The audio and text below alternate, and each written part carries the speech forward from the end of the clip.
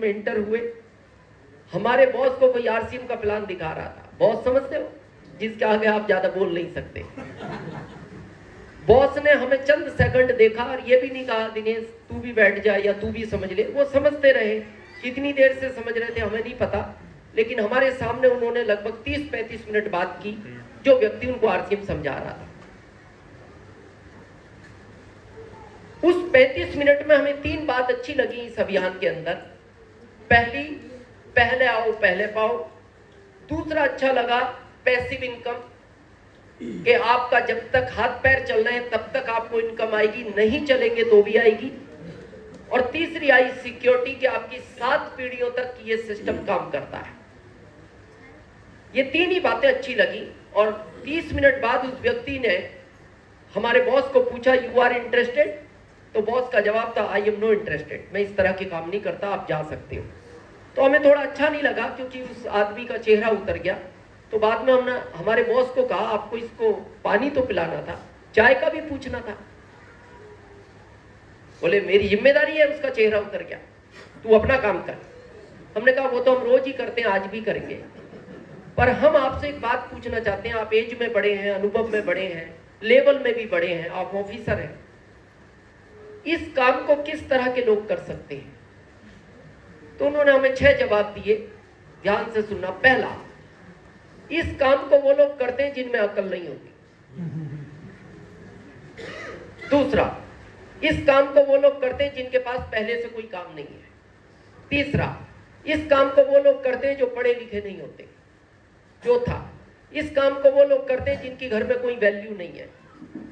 पांचवा, इस काम को वो लोग करते हैं जिनको रिश्तेदारी में कोई बुलाता नहीं। और आखिरी जवाब, ये काम तू कर सकता है। आप समझे? एक लाइन में जो इनडायरेक्ट उनको बेइज्जती करनी थी वो कर दी। तो हमने उनको कहा सर हम करेंगे। बोले कब करोगे? हमने कहा हम आज ही करेंगे। बोले आज कैसे करोगे? हमने कहा शायद आपने ध्यान से नहीं समझा, पहले आओ पहले पाओ। बोले तेरे को पता है इसमें ज्वाइनिंग कितने से होती है? उस समय ज्वाइनिंग हुआ करती थी 1500 रुपए का किट आता था, किट। हमने कहा 1500 रुपए से। बोले तेरी सैलरी 2075, आज तारीख 26 है, बचे हैं? हमने कहा कल खत्म हो गए। बोले फिर कहां से लाएगा? अब हम उनकी भावना समझ गए। उन्होंने कहा कहां से लाएगा? तो हमने कहा हम कहीं से भी लाए, आपसे नहीं मांगेंगे। और हमने ज्वाइन किया 26 जुलाई 2002 को ही। और अभी 4 साल से ज्यादा हो गए, हमारे बॉस भी ज्वाइन हुए हैं।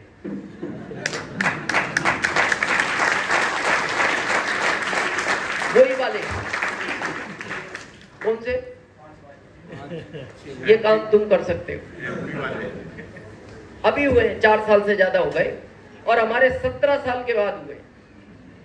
अगले साल रिटायर्ड हो रहे हैं, अभी रॉयल्टी पर हैं। तो जिस दिन वो ज्वाइन हुए तो हमने उनको कहा उनके ज्वाइन तो कर रहे हो, पर इस काम को किस तरह के लोग करते हैं? हालांकि नहीं कहना चाहिए था, लेकिन हम थोड़ा फ्लो में बोल गए। हमें अपना पहला दिन याद आ गया। वो रो पड़े तो हमें भी अच्छा नहीं लगा, तो हमने माफी मांगी। आज भी वो दिनेश ही बोलते हैं हमारे को, हम उनको आज भी सर बोलते हैं। वही रेस्पेक्ट है जो जॉब में थी। तो वो कहने लगे दिनेश जिंदगी में एक ही पछतावा रहेगा मेरे को, मैंने सारे काम अच्छे किए हैं, ये एंट्री सही टाइम पे नहीं ली। ये पछतावा जिंदगी भर रहेगा, क्योंकि मेरे पास ऑफर तेरे से पहले था।